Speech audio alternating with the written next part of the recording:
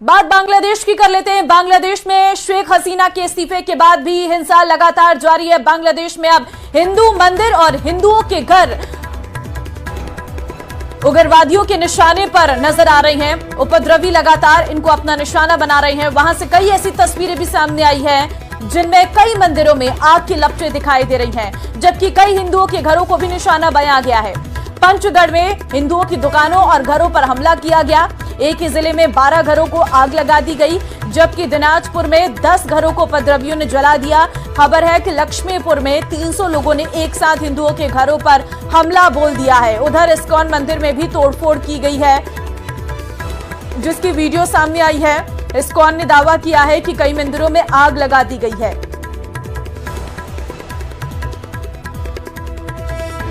वहीं बांग्लादेश से स्वदेश लौटे भारतीयों में वहां हो रही हिंसा का खौफ साफ दिखाई दिया है। बांग्लादेश से लौटे भारतीयों ने वहां का हालात जो है वो बयां किए हैं।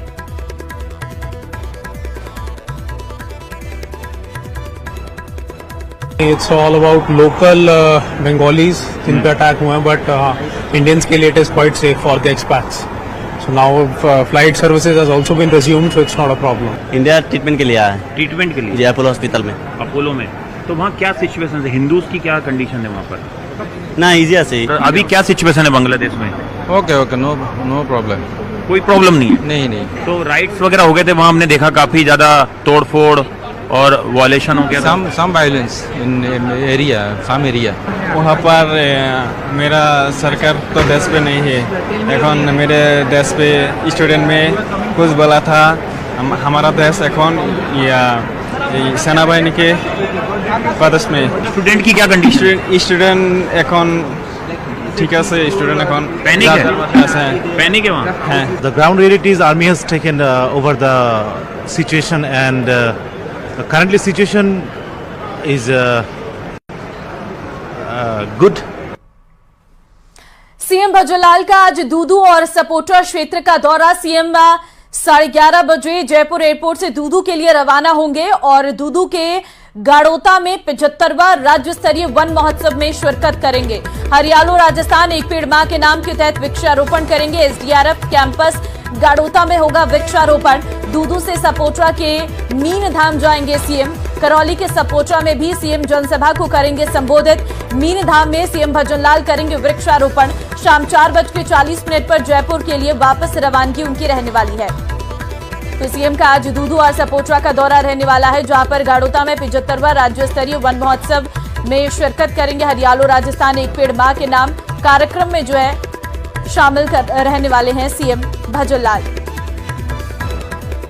और अब खबर चित्तौड़गढ़ से आपको देंगे, जहां पर भीषण सड़क हादसे में 5 लोगों की मौत हो गई है। आपको बता दूं कि हादसा निम्बाहेड़ा चित्तौड़गढ़ 4 लेन हाईवे पर कंटेनर ने बाइक सवार 5 लोगों को कुचल दिया। मौके पर ही सबकी जान चली गई। एक 3 साल की बच्ची छिटक कर दूर जा गिरी, उसे अस्पताल में भर्ती कराया गया है। हादसा मंगलवार देर रात भावलिया पुलिया के पास हुआ है। मरने वालों में पति पत्नी और उनके बच्चे भी शामिल हैं। एक बाइक पर 6 लोग सवार थे। निम्बाहेड़ा सदर थाना अधिकारी संजय शर्मा ने बताया कि हादसे की सूचना मंगलवार रात करीब 10 बजे मिली थी। बताया गया है कि शहर से 7 किलोमीटर दूर भावलिया गांव की पुलिया के पास किसी भारी वाहन ने एक बाइक को अपनी चपेट में ले लिया। बात जोधपुर की करते हैं, जहां पर पानी में फंसे एक ही परिवार के 15 लोगों का रेस्क्यू कर लिया गया है। परिवार अपने खेत में फंस गया था। पुलिस एनडीआरएफ की टीमों ने सभी को रेस्क्यू किया है। रेस्क्यू के बाद प्रशासन ने राहत की सांस ली है। तो पूरे परिवार को फिलहाल रेस्क्यू कर लिया गया है। 15 लोगों का रेस्क्यू किया गया है। इस दौरान अब फिलहाल सभी सुरक्षित जगह पर पहुंच चुके हैं। अपने खेत में फंस गया था ये पूरा परिवार, और जहां पर लगातार रेस्क्यू ऑपरेशन किया गया और सभी लोगों को फिलहाल सुरक्षित बाहर निकाल लिया गया है। एसडीआरएफ और एनडीआरएफ की टीमें जो है वो लगातार वहां पर मौजूद रही। फिलहाल सभी लोग सुरक्षित हैं और एसडीआरएफ और एनडीआरएफ ने कड़ी मशक्कत के बाद सभी को बाहर निकाल दिया है। भारतीय वायुसेना जल्द ही अपने रक्षा बेड़े को और मजबूती देने जा रही है। इंडियन एयरफोर्स में आने वाले इस क्रांतिकारी बदलाव की पूरी कहानी क्या है, देखिए इंडिया की सक्सेस स्टोरी में।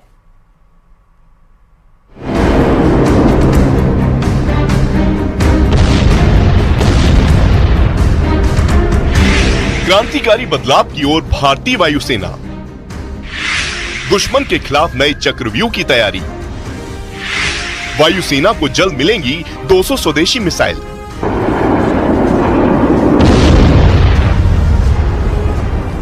ये नए भारत की नई वायुसेना है जो किसी भी आपात स्थिति से निपटने के लिए दिन ब दिन खुद को और मजबूत कर रही है। इसी कड़ी में MK-1 मिसाइल के लिए भारतीय वायुसेना ने भारत डायनामिक्स लिमिटेड यानी BDL को मंजूरी दे दी है, जिसके चलते अब जल्द ही इंडियन एयरफोर्स के रक्षा बेड़े में 200 अस्त्र मिसाइलें शामिल हो जाएंगी। ये मिसाइल हवा से ही दुश्मन को मार गिराने में सक्षम है।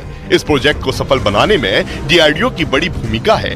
रक्षा अधिग्रहण परिषद ने 2900 करोड़ रुपए से ज्यादा की इस परियोजना को 2022 से 2023 में मंजूरी दी थी। सभी परीक्षण और विकास कार्य पूरा होने के बाद अब इन मिसाइलों के प्रोडक्शन को भी मंजूरी दे दी गई है।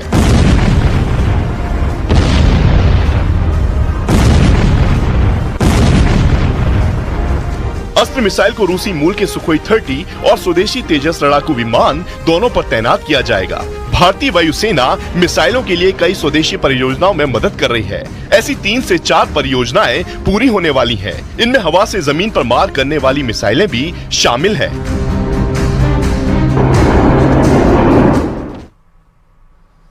पाकिस्तान बॉर्डर से सटे जिलों में बन रहे फर्जी आधार कार्ड की जांच सीबीआई ने शुरू कर दी है। सीबीआई ने 3 आरोपियों के खिलाफ नामजद मामला दर्ज कर लिया है। इस मामले को राजस्थान सरकार ने 9 जुलाई को केंद्रीय जांच एजेंसी को स्थानांतरित कर दिया था।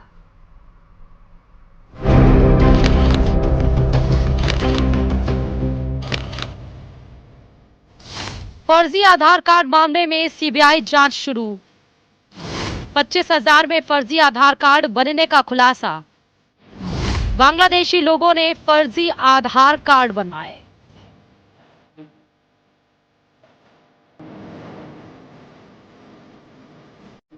न्यूज 18 राजस्थान ने हाल ही में एक रिपोर्ट के जरिए दिखाया था कि कैसे सांचौर में पाकिस्तान बॉर्डर से सटी सीमाओं पर फर्जी आधार कार्ड बनाए जा रहे थे, जिनमें छोटे बच्चों के फिंगरप्रिंट और रेटिना को स्कैन का इस्तेमाल किया जा रहा था।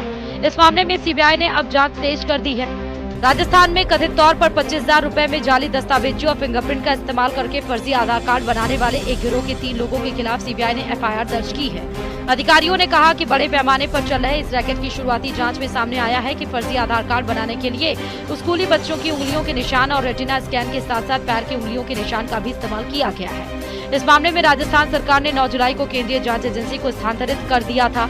विभाग ने 30 जुलाई को सीबीआई को भेज दिया था। उसके बाद सीबीआई ने डुंगरी निवासी गणपत सिंह जाट, तोगाराम जाट और कन्हैया लाल प्रजापति के खिलाफ मामला दर्ज करके जांच शुरू कर दी थी। शिकायतकर्ता के मुताबिक ये तीनों कथित तौर पर उनकी ई-मित्र आईडी और आधार कार्ड से आधार कार्ड बना रहे थे। फर्जी आधार कार्ड मामले में सरकार अभी सख्त नजर आ रही है। मामला विधानसभा में उठने के बाद सरकार ने भी पिछले 1 साल में बने फर्जी आधार कार्ड की जांच करवाने का फैसला लिया है। सभी जिला कलेक्टर को मॉनिटरिंग करने के निर्देश भी दे रखे हैं। फर्जी आधार कार्ड का मामला इसलिए भी चिंता का सबब है क्योंकि सीमावर्ती इलाकों से घुसपैठ की घटनाएं सामने आती रही हैं। शक है कि इस फर्जीवाड़े की जड़ें देश के दुश्मनों तक न फैली हो। फर्जी आधार कार्ड मामले में सीबीआई ने अब एंट्री कर दी है और सीबीआई की एंट्री के बाद में 3 आरोपियों को नामजद करके उनके ऊपर कार्रवाई की जा रही है। देखने वाली बात यह है कि हालांकि 3 आरोपी अभी भी जो है फरार हैं और मौके पर जो है ये मित्र को सीज कर दिया गया है।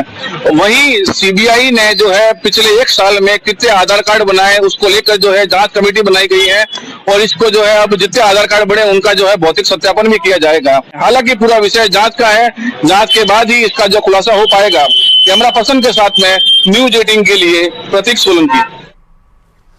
राजस्थान क्रिकेट एसोसिएशन की पिछली कमेटी के कार्यकाल में महाभ्रष्टाचार का खुलासा हो रहा है। आरसी एडहॉक कमेटी की ओर से कराई गई जांच रिपोर्ट में खेल और खिलाड़ियों के नाम पर भारी अनियमितताएं बरतने से पर्दा उठ रहा है और अब सरकार जांच रिपोर्ट के आधार पर दोषियों को जेल के सलाखों के पीछे भेजने की तैयारी कर रही है। देखिए रिपोर्ट।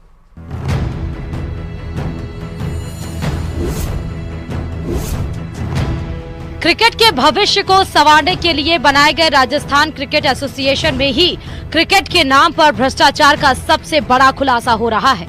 अक्सर विवादों में रहने वाली पिछली राजस्थान क्रिकेट एसोसिएशन की कमेटी ने अपने कार्यकाल में खेल के मैदान से लेकर खिलाड़ियों के कल्याण तक जमकर भ्रष्टाचार किया है। आरसीए एडहॉक कमेटी की ओर से कार्रवाई की गई। रिपोर्ट में खुलासा हुआ कि बीसीसीआई ने हर साल राजस्थान क्रिकेट के कल्याण के लिए करोड़ों रुपए का बजट आवंटित किया, लेकिन तत्कालीन कमेटी ने आरसीए से संबंध एम्पायर, खिलाड़ी, ग्राउंड स्टाफ को लंबे समय से फीस का भुगतान नहीं किया। ऑडिट रिपोर्ट में खुलासा हुआ कि एक तरफ खेल से जुड़े खिलाड़ी, एम्पायर सहित पूरा स्टाफ एक एक रुपए को तरसता रहा, वहीं तत्कालीन कमेटी ने नियम विरुद्ध करोड़ों रुपए का भुगतान वकीलों को कर दिया। आरसीए एडहॉक कमेटी के संयोजक जयदीप बिहारी ने ऑडिट रिपोर्ट में आई आर्थिक, वित्तीय और भ्रष्टाचार के कारनामों की पूरी फहरिस्त तैयार करवा ली है और इस रिपोर्ट को जल्द ही मुख्यमंत्री भजनलाल शर्मा और खेल मंत्री को सौंपेगी। कई मामलों में फाइनेंशियल इरेगुलरिटीज मिली है। हमने भी सीए से जांच करवाई है। कई चीजें ऐसी है कि जैसे जीएसटी के अंदर जो उस फर्म को काम दिया गया है उसके वो काम मेंशन ही नहीं है। कई फर्मों को एक्सपीरियंस भी नहीं है। कई फर्में ऐसी है जो काम कुछ करती है, उनको काम कुछ दे दिया। इसलिए काफ़ी कुछ इरेगुलरिटीज हैं जिनकी सीए साहब जांच कर रहे हैं और उन इरेगुलरिटीज के हिसाब से एडवोकेट, जो क्रिमिनल एडवोकेट हैं, उनसे सलाह करके कानूनी कार्रवाई की जाएगी।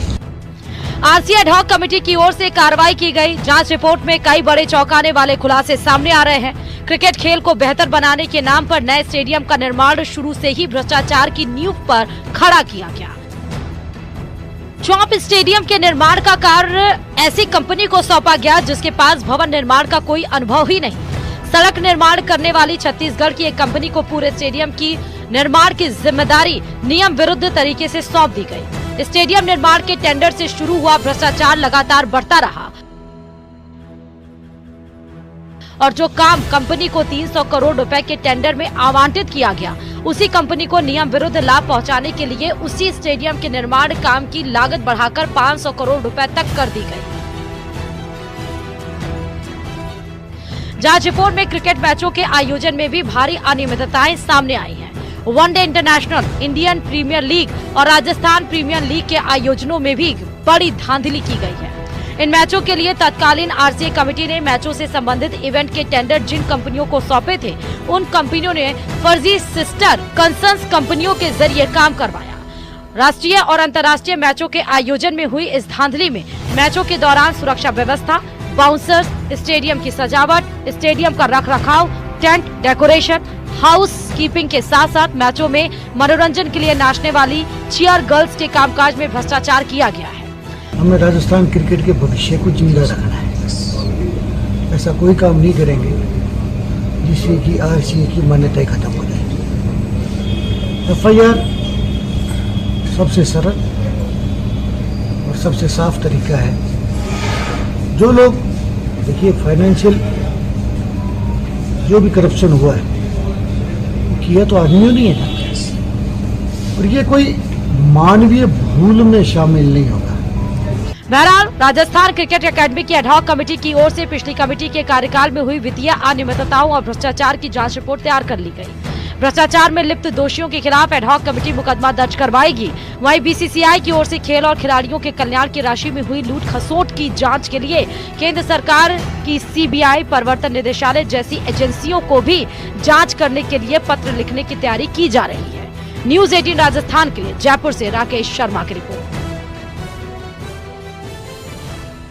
वहीं कांग्रेस नेता सलमान खुर्शीद ने मंगलवार को एक अजीब तुलना कर दी है। उन्होंने कहा कि बांग्लादेश में जो हो रहा है वो हमारे देश में भी हो सकता है, भले ही ऊपर से सब कुछ सामान्य दिख रहा हो। सलमान खुर्शीद पूर्व केंद्रीय मंत्री मुजीबुर रहमान की किताब Shikwa-e-Hind the political future of Indian Muslim के विमोचन पर बोल रहे थे।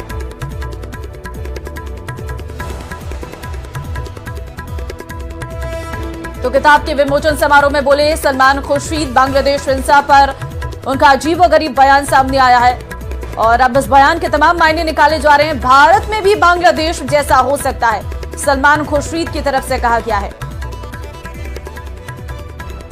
और सलमान खुर्शीद के इस बयान की अब आलोचना चौतरफा हो रही है क्योंकि अपने आप में बड़ा बयान है उनकी तरफ से कहा गया है कि जो बांग्लादेश में इस वक्त हो रहा है, भारत में भी ऐसा हो सकता है।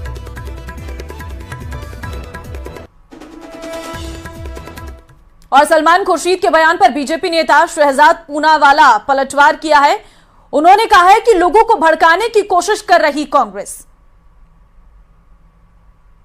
तरफ तो कांग्रेस पार्टी कहती है कि बांग्लादेश में जो स्थितियां बन रही है, घटनाक्रम हो रहा है, उसको लेकर भारत सरकार के साथ वो खड़ी है, भारत सरकार के स्टैंड के साथ वो खड़ी है। परंतु दूसरी ओर कांग्रेस के नेता, इंडिया अलायंस के नेता, चाहे सलमान खुर्शीद हो, चाहे संजय राउत हो, चाहे इल्तिजा मुफ्ती हो, महबूबा मुफ्ती की बेटी हो, ये नेता लगातार भड़काने की कोशिश कर रहे हैं। अब सलमान खुर्शीद कहते हैं कि जो बांग्लादेश में हुआ वो भारत में भी हो सकता है। क्या ये भड़काने की कोशिश की जा रही है? क्या ये किसी को आइडिया देने की कोशिश की जा रही है? प्रदेश भर में इंद्रदेव की मेहरबानी की वजह से भले ही मेघराज झमाझम बरस रहे हैं, लेकिन इस झमाझम बारिश के दौर में भी पेयजल संकट के कारण जलदाय विभाग के इंजीनियर्स की नींद हराम हो रही है।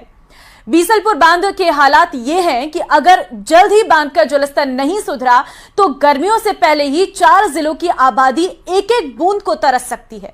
देखिए रिपोर्ट।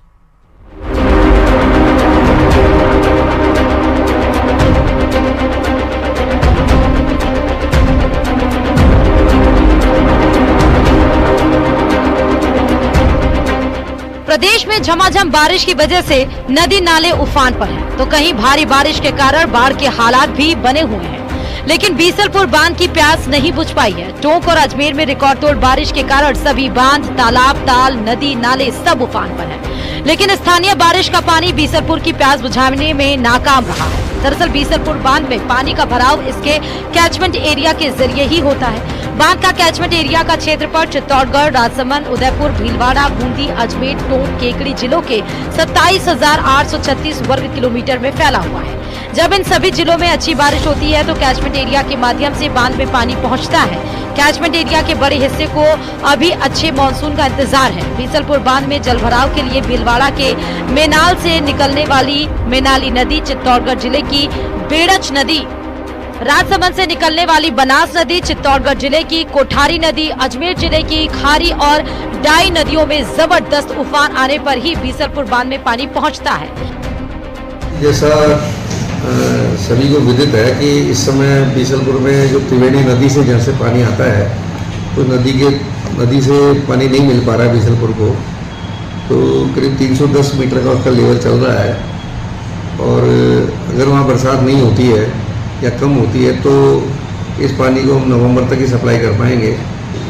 तो यदि बरसात होती है, पानी आता है जब, तो आगे उस हिसाब से प्लान करेंगे। नहीं तो फिर इस पर ये उच्च स्तर पर निर्णय करवाएंगे कि इसमें पानी की कटौती की जाए या अल्टरनेट दे दिया जाए, जो भी है इस पर निर्णय करवाएंगे। बीसलपुर बांध की पानी की आवक के रिकॉर्ड पर नजर डालें तो 85% पानी की आवक अगस्त और सितंबर महीने में होती रही है। इसके लिए पहले कैचमेंट एरिया पूरी तरह से रिचार्ज हो जाता है, लेकिन इस बार बांध का कैचमेंट एरिया ही रिचार्ज नहीं हो पाया। ऐसे में बांध में पानी पहुंचने की उम्मीद भगवान भरोसे ही रह गई। जलदाय विभाग के इंजीनियर इसलिए परेशान हैं क्योंकि बीसलपुर बांध में मौजूदा जल स्तर के हिसाब से दिसंबर 2024 तक ही पेयजल आपूर्ति की जा सकती है। बीसलपुर बांध में जल भराव की कुल क्षमता 38.5 टीएमसी है और अब बांध में करीब 13 टीएमसी पानी ही बचा है। एनजीटी के आदेशानुसार बांध में करीब 8 टीएमसी पानी जलीय जंतु और पर्यावरण की दृष्टि से बचाना अनिवार्य है, यानी करीब 5 से 6 टीएमसी पानी से ही राजधानी जयपुर जिले की ग्रामीण और शहरी आबादी, अजमेर जिले, केकड़ी, दूदू, टोंक सहित दौसा जिले की आबादी को पेयजल सप्लाई करनी है। बांध में मौजूदा जल स्तर से सिर्फ दिसंबर तक की पानी सप्लाई किया जा सकता है। इन सभी जिलों को पेयजल आपूर्ति दिसंबर तक करने के लिए बांध से पानी सप्लाई की कटौती शुरू कर दी गई है। बांध से भीषण गर्मियों में जहां 560 MLD पानी प्रतिदिन जयपुर के लिए जा रहा था, उसमें अब कटौती करते हुए 500 MLD तक पहुंचा दिया गया है। 110.70 तो लेवल अभी कम है काफ़ी, और यदि यही लेवल रह जाता है तो फिर तो काफ़ी कुछ रिडक्शंस करने होंगे, कटौती करनी होगी पानी जयपुर में, अजमेर में, सभी लेवल्स पर कटौती करनी होगी। उसके लिए मीटिंग होनी है। बेसिकली 2 फ्रंट पे प्रयास होंगे। पहला तो है कि बीसलपुर से हमारे को जितना पानी ले रहे हैं, विड्रॉल कर रहे हैं, उसको हमें कम करना होगा।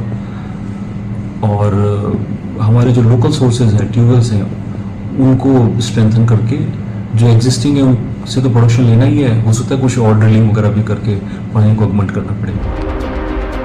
बीसलपुर बांध पर राजधानी सहित सभी जिलों की 70% से ज्यादा आबादी निर्भर है और उतना पानी ना तो कंटिजेंसी प्लान में लाया जा सकता है और ना ही बीसलपुर बांध के मौजूदा जल स्तर से लाया जा सकता है। ऐसे में सरकार के सामने गर्मियों से पहले ही पानी का संकट भरी सर्दियों में ही पसीने ला सकता है।